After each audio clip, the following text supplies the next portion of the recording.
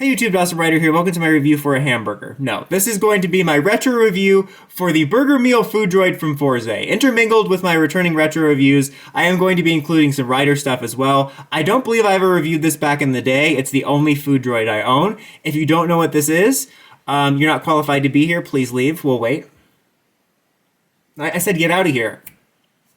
I said get out! No, I'm just kidding. So, back in my day, they used to more regularly do like little buddy robot creatures in the Rider line that would be transformable. Nowadays, it feels like we get like one cell phone that turns into like a stag beetle or something, or the little adorable smartphone from Gotchard. But I always really liked these. You know, they weren't essential. Obviously, they're just kind of there as like fluff to sell more toys, but I always liked them. You know, maybe it's not something you want to do every year so they don't overstay their welcome, but I wouldn't mind these coming back, as I always found them to be fun and adorable to collect and always interesting to see what each one came up with. But back in the day, I keep using that word, I'm getting old, man. But back in the day, Fourze was one of the only series I skipped when I regularly collected and reviewed Rider, just because Fourze wasn't necessarily for me. I have softened on it over the years, but I always liked the Foodroids. I actually kind of regret not picking up more of them, although I guess you can probably do that now. I don't know what the prices are like.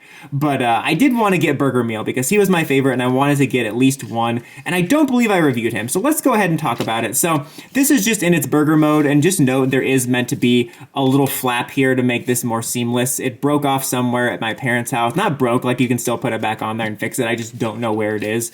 And I didn't want to like postpone this review. You guys are just waiting to see for that one little panel, but that is supposed to be there because that's where the switch goes, but it's supposed to hide it. And you do get an Astro switch like you would back in the day with these. These were the collectible gimmick. You know, I appreciated these for what they were in the show, but they were never one of my favorite Rider gimmicks. They always were just a bit boring to me. Some switches are more exciting than the others. This one was always a little bit of a boring one. You just twist that and push the button there, and again, some of them were more fun than the others, but this just never clicked with me or switched with me or whatever, so that's part of the reason I didn't collect them either. And it's funny because I always thought I only had one of these, the one that came with the O-Metal set, and then I forgot that it came with Burger Meal because I just kind of stuck it in there and then had them on display, and I'm like, oh yeah, I guess I did have one of these. So this is very simple to transform here. I mean, in this mode, it doesn't do a lot. I mean, it doesn't do a lot. It doesn't look like anything special. Like I can't imagine displaying it in this mode. It just kind of looks like one of those fake kid burgers you get. And I don't even know if they still make these, but back when I was little, they would have like these fake little grill kitchen play sets with fake food so you could pretend to cook. Which, why would we think that was fun? I mean, I guess if you like cooking, but you know what I mean. But the only thing that gives it any kind of personality outside of looking like a toy burger is the little Burger Meal logo that upside down looks like a little Mickey Mouse logo. But anyway, transforming it, very simple.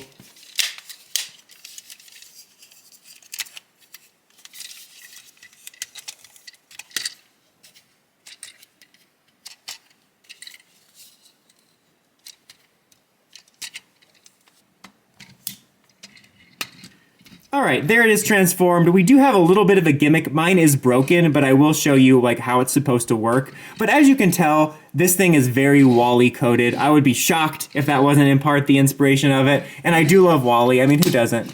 We can separate those legs a little bit more. There we go.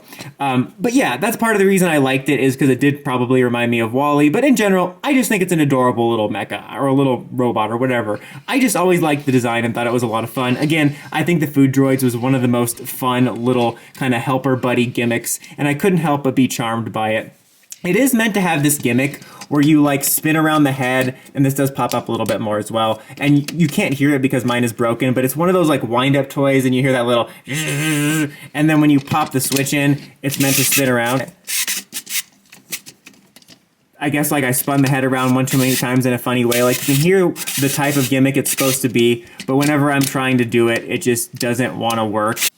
But that was honestly never the hugest deal to me, to be honest with you. Like, it just has a little spinning head thing, and, you know, that's not really why I got it. I just kind of wanted this fun little guy on display. So, yeah, I personally really enjoy this. If you think this looks cool or you liked Fourze, I can recommend checking them out. I think they're fun to collect. I collected most of the other, like, Buddyroid type of gimmicks from all the other series, and I had some favorites, some least favorites, but overall, I always found those fun to collect, and maybe I will go back and get some of the Foodroids just because I really like them. So, if you're into that sort of thing, I think you'll have fun with this.